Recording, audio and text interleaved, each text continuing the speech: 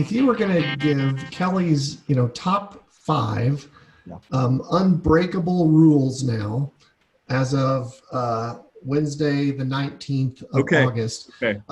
five unbreakable rules for being both online and in-person worship, what would they be? Ooh. So these might change tomorrow, but Exactly. as I'm thinking of them on the fly, let's see if I can think of five. Um, don't forget your entire congregation. I already mentioned this before, but there are other people on the other side of that camera. And I know in the sanctuary, there's real faces finally. And if you were anything like me, you're so thankful that there are real faces in the sanctuary again. And they are beautiful to look at. But don't forget to look at that camera and talk directly to them just as much as you're talking to the people sitting in your seats or your pews. Mm-hmm. Because you don't want them to feel like they're now second best. You want Right. everybody to feel like you're preaching to them, and you want everybody to feel involved. So don't forget who's on the other side of the camera. Also, always ask yourself, yeah, this might work in the sanctuary, but this won't work at all in the living room. It Yeah. just, and there are just so many different things like liturgy, hymn singing. If churches are hymn singing, that can be different between the sanctuary and in the living room. You've got to always ask yourself whenever you're making that order of worship, how does each and every element feel when you're sitting on a couch versus how does it feel in the pew? It might feel the same, and if it is, that's great, but it might feel very different. So what are you going to do to help everybody feel like they are involved with the individual worship element? So that was rule number two. Rule number three is have a way for people online to connect to you, because they can't pull out the connect card in the pew anymore. Right. They can't hold the offering plate anymore.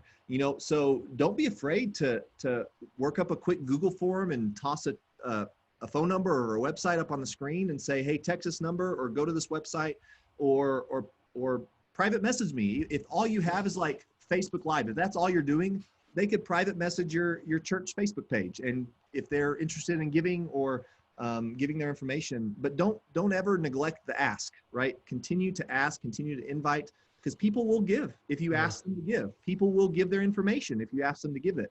They'll never give if you don't invite them to. They'll never give if you don't ask them to. And that works for in the sanctuary and online. So ask them for their information, ask them to give all the time. Visuals are really, really helpful. I've experienced, excellent slides. If you're a preacher like me who prepares slides, or has a staff who does, if you're at a church that size, make sure that they're done well. Make sure the visuals that you're showing on that screen are just pristine. Make sure there's no spelling errors, because it's one thing to sit at the back of the pew and see a PowerPoint slide up 100 yards away. It's quite another thing when I'm literally holding the slide a foot from my face when I'm watching Right. it on the phone. You notice every error. You notice when a graphic doesn't look quite right. And so always think about what's going to be on that screen.